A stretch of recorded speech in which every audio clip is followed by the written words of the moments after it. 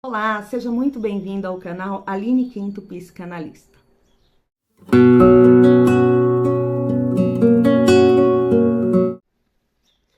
O que te faz sentir raiva? Você consegue diferenciar o sentimento de raiva de outros sentimentos, de outras emoções, como mágoa, ressentimento, ódio, dor, frustração? Ou para você tá tudo ali, no mesmo patamar? Fica comigo até o final que esse vídeo vai te ajudar. A raiva é um componente de todo ser vivo, de toda a época histórica, de toda a sociedade. Embora suas formas e modos de expressão sejam bem diferentes, né, de sociedade para sociedade, de pessoa para pessoa. Nós poderíamos dizer também que a raiva é um estado emocional de intensidade variável, relacionado diretamente com circunstâncias atuais, aquilo que nos faz explodir em raiva, e também com o nosso passado, com situações que nós recalcamos, guardamos e que de alguma forma se expressa nesse momento através da raiva. Existem diferentes conotações concernentes à raiva. Enquanto a ansiedade e a depressão são condições clínicas, patológicas, a raiva é uma emoção que, embora extremamente desagradável para a pessoa que a vivencia e também para as pessoas que cercam essa pessoa raivosa, não é uma condição patológica em si. A raiva, ela pode aumentar o fator de risco para o comportamento violento de um ser humano, é fato, mas também, por outro lado, quando bem administrada, pode ser uma fonte de força, levando pessoas a se afirmarem. A raiva ela pode ter, portanto, conotações negativas, mas também positivas, quando bem administradas. Nós podemos também traduzir a raiva como uma emoção extremamente complexa, mas que pode ter raízes profundas na nossa psique, baseada naquilo que nós vivemos lá na nossa infância. Ela pode estar ligada a uma pulsão de morte, é isso que Freud estabeleceu, que pode ter direcionamento interno ou externo. Ela pode ser direcionada a nós mesmos ou a outras pessoas, no sentido de comportamento, também de sentimentos. Ela funciona como um sentimento de protesto, de insegurança, quando o nosso ego, de alguma forma, se sente ferido ou somente ameaçado. A raiva ela pode funcionar como um mecanismo de defesa, né, para nós que possamos impedir o nosso psiquismo de entrar em contato com alguma dor ou sofrimento. E aí nós canalizamos esse sentimento de raiva para pessoas, coisas, com a intenção de afastar de nós aquilo que pode nos ferir.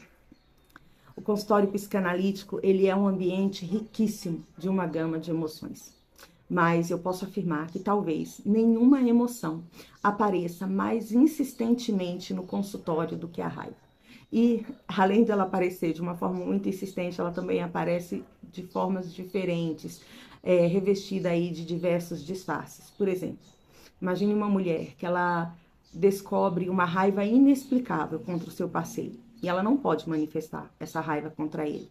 Mas essa raiva precisa ser canalizada. Então, ela pode se manifestar, por exemplo, através de um surto de asma, né? Quando essa pessoa se vê aí obrigada a estar com essa pessoa e não pode externar o seu sentimento verdadeiro. Dito isso, você já pensou como que a raiva se manifesta?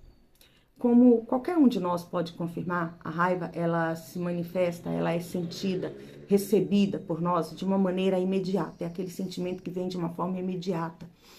O furor que nos envolve, e nós manifestamos esses sentimentos por palavras ou também por comportamentos, normalmente são agressivos. É assim que a raiva se manifesta naturalmente. Mas ela também pode ser escorregadia, propensa a se esconder, a se dissimular, a se disfarçar de inúmeras outras maneiras. Como, por exemplo, ela pode se disfarçar através do nervosismo, através da polidez, ou até mesmo através do excesso de simpatia por alguém. O fato é que, se a raiva não está se fazendo sentir de uma maneira aberta e imediata, certamente ela está espreitando algum lugar nas proximidades do nosso eu, se escondendo sobre a capa de algum outro estado emocional menos notado, porém esperando o momento para que ela possa saltar, para que ela possa se manifestar. Para Freud, a raiva aparece como uma das grandes forças motrizes do eu e do mundo.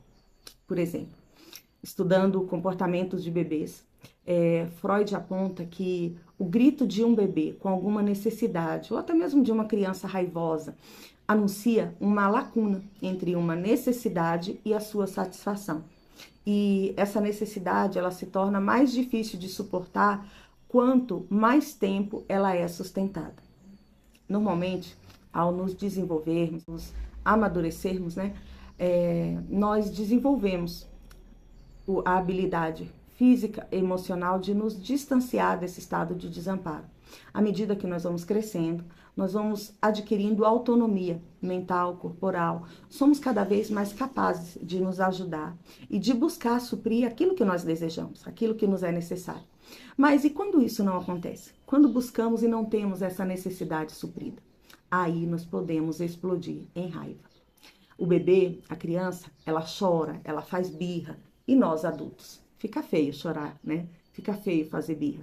Então, nós xingamos, batemos objetos, agredimos o objeto da nossa raiva de várias formas. A raiva, ela pode ser desencadeada também através de um choque traumático, de uma humilhação, que pode nos fazer reviver a vulnerabilidade desesperada do bebê. E nesse momento, experiências muito mais comuns também podem desencadear esse comportamento, né? Esse sentimento de desamparo, como insultos percebidos, insultos reais, desprezos, rejeições, decepções, frustrações, podem nos colocar diretamente em contato com essa camada primária de desamparo. E de alguma forma nós vamos externar a raiva por essa falta, por não obtermos aquilo que nós desejamos. Na maioria das vezes, nós administramos esses sentimentos de desamparo por meio do estado de enervação agitada, que nós chamamos de raiva. Ficou claro? Conseguiu entender como que é o mecanismo da raiva na vida de qualquer indivíduo? Para Lacan, a raiva é a consequência de uma falha de um desejo a ser realizado. Sabe aqueles brinquedinhos de pinos? Mais ou menos assim. É quando os pequenos pinos, eles se recusam a entrar nos pequenos buracos, quando não há o encaixe, quando as coisas não funcionam. Aí os impulsos se destinam por meio de algum grau de insatisfação, ligando o nosso desejo, esse desejo que não foi realizado, a alguns objetos que só tardiamente nós vamos observar e percebemos que não podemos satisfazer. A raiva pode-se dizer que é a linguagem primária dessa insatisfação. Quando uma reivindicação de justiça é rejeitada, a raiva tende a ganhar a vida própria, assim como uma ferida purulenta, que ela pode se tornar uma doença crônica e generalizada. Feridas psíquicas e morais também podem não cicatrizar, e aí elas podem criar sua própria temporalidade corrupta, a infinidade de uma reclamação sem resposta. E aí se manifesta a raiva. E por que nós reagimos dessa ou daquela maneira a essa emoção? Por que as pessoas reagem de formas diferentes a esse objeto de raiva? Bom, a maneira como nós lidamos com a raiva pode estar intimamente ligada à maneira como nós somos tratados na nossa infância. Esse tratamento recebido por parte ali dos nossos cuidadores primários, tenham sido eles nossos pais ou outras pessoas que fizeram parte desse processo, pode influenciar diretamente a maneira como nós vamos expressar e como nós vamos lidar com a raiva no nosso dia a dia. Se na infância alguém teve experiências agressivas, a tendência é que ela aprenda a lidar com tudo aquilo que pode feri-la ou até mesmo somente confrontá-la de maneira agressiva e violenta. Os acessos de raiva serão mais manifestos, mais abruptos, mais violentos, na tentativa de revidar, de afastar o mal. É como uma forma de sobreviver. Ou, em outro extremo, se nós aprendemos a expor os nossos sentimentos, a externar os nossos sentimentos, as nossas frustrações, nós aprendemos a nos relacionar com esse sentimento de falta, nós vamos internalizar a raiva e projetar sobre nós mesmos, quando nós não temos a oportunidade de expressar aquilo que nos fere. A raiva é uma maneira de repreender algo, ou alguém que não corresponde às nossas expectativas. E aí nós vamos canalizar esse impulso de destruição para pessoas ou até mesmo objetos, quando nós sabemos externar, ou podemos também canalizar para nós mesmos, quando existe talvez o medo da perda da outra pessoa, nós nos ferimos e não colocamos para fora aquilo que está dentro de nós. A raiva pode, em alguns casos, ela pode estar relacionada também com a depressão. Sim, existem situações onde nós introjetamos e buscamos tudo aquilo que é ruim no mundo e nos julgamos responsáveis por essas situações. E aí acontece a culpa e a depressão, né? A raiva de nós mesmos por não conseguirmos lidar com essas situações. E como lidar melhor com a raiva? Bom, primeiro ponto eu diria que é o autoconhecimento. Falar sobre o objeto da raiva, que é diferente da raiva propriamente dita, sobre o que causa a raiva, sobre a dor, vai levar o indivíduo a entender o que leva a pessoa e a representatividade desse objeto na sua vida. Um outro fator importante é reconhecer a incapacidade de lidar com o objeto causador da raiva e entender que nem sempre esse objeto, seja uma pessoa, uma circunstância ou qualquer situação, vai conseguir corresponder às suas expectativas. E aqui vale um adendo muitíssimo importante.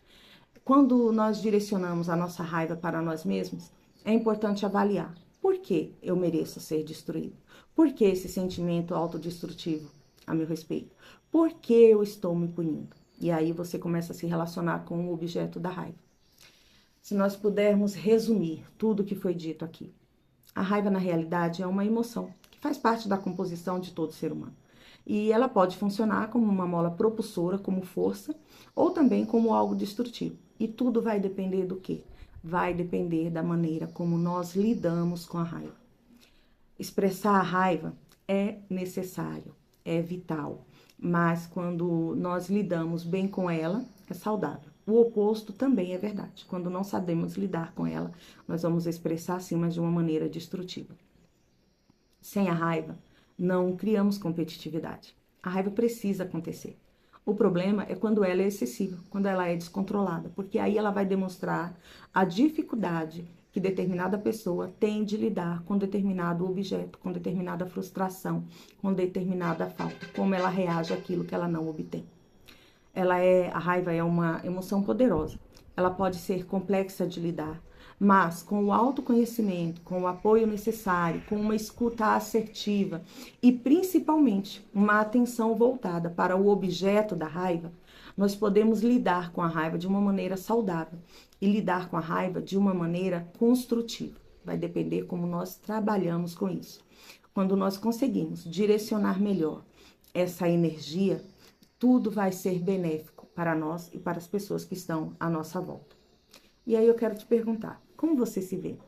Você é uma pessoa que não consegue lidar bem com a raiva? Você é uma pessoa que explode por qualquer motivo? Talvez você precise aprender a lidar, a expressar melhor aquilo que você sente, aquilo que você pensa, ou mais ainda, talvez, na verdade, você precisa compreender tudo o que você guarda, tudo aquilo que está aí dentro, que de alguma forma você não consegue externar e se manifesta através dos acessos de raiva. A raiva não é um mal, ela é um mal quando ela não é controlada. E você só vai conseguir controlar quando você se conhecer, quando você descobrir qual o real objeto da raiva. Do contrário, seremos como aquele bebê que chora desesperadamente quando a mãe não supre a sua necessidade, seja ela qualquer que seja. Gostou desse conteúdo? Te ajudou? Nós estamos numa série de vídeos falando sobre emoções que causam males à vida do ser humano. No vídeo anterior, nós falamos sobre rancor, sobre ressentimento. Hoje falamos sobre a raiva. Vamos falar ainda sobre outros sentimentos e finalmente falaremos sobre perdão. Então fica ligado, não deixa de seguir o canal para que você seja notificado quando esses outros vídeos forem publicados. E deixa aqui o seu comentário, se de alguma forma esse conteúdo foi relevante, se te ajudou a se compreender, a se conhecer. Obrigada por ter ficado até aqui. Eu sou a Aline Quinto, psicanalista clínica, pós-graduada em Neurociência, Comportamento Humano e Comunicação. Até a próxima.